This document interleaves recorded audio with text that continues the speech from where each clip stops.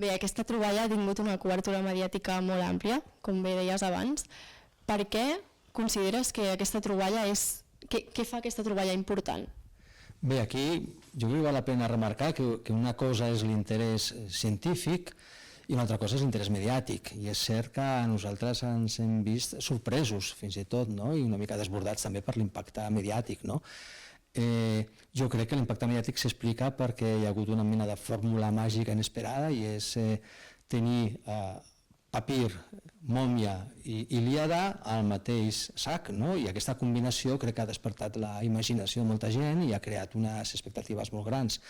Des del punt de vista científic és una troballa important, excepcional també, podem dir, si l'entenem en el seu context d'aparició, perquè sí que és cert que apareix en un tipus de procés d'embalsamament de les múmies de manera deliberada, es col·loca sobre la múmia aquest tipus de papirs de manera deliberada. Sabem que és una pràctica que hem documentat des de fa relativament poc temps, des del 2020, i en aquest cas concret és la primera vegada que el papir que s'ha col·locat a sobre de la mòmia, ja dic de manera deliberada perquè ve segellat per l'embalsamador, presenta un text de tipus literari. Fins ara no havia ocorregut. Per tant, des del punt de vista científic és una troballa molt important, molt remarcable, excepcional en gran mesura, però clar, l'impacte mediàtic va més enllà d'això, jo crec.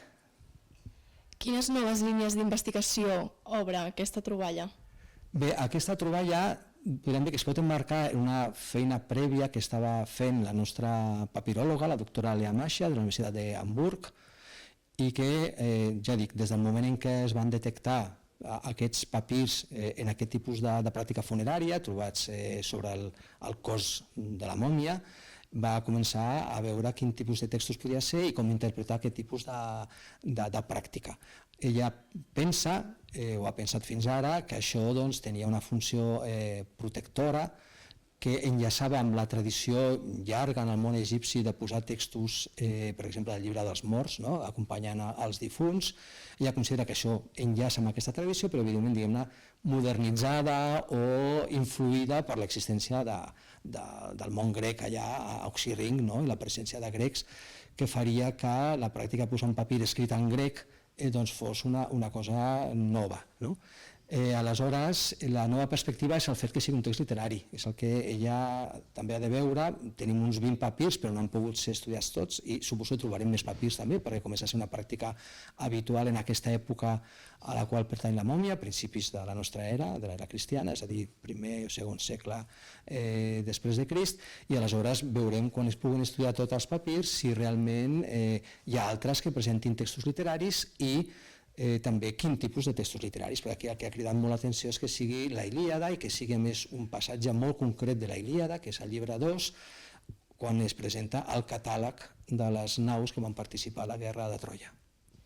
Per tant, canvia la percepció que tenim entre la relació entre món antic i literatura? No, a veure, el cas d'Oxirrinc justament és una ciutat molt coneguda entre els filòlegs clàssics perquè és la gran proveïdora de papirs literaris i no literaris, és a dir, a finals del segle XIX, principis del segle XX, van aparèixer allà en dipòsits d'escombraries, per entendre'ns, com a llançats, molts papirs de caire molt divers, entre ells alguns de tipus literari molt importants, que ens han donat a conèixer obres literàries que no teníem documentades per altra tradició. Aleshores, en aquest sentit, aquest papir se suma a aquesta llarga tradició d'Oxirrinc d'oferir aquest tipus de materials de textos literaris.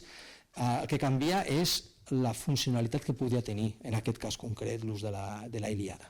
Això és el que ens obre aquestes noves perspectives d'estudi.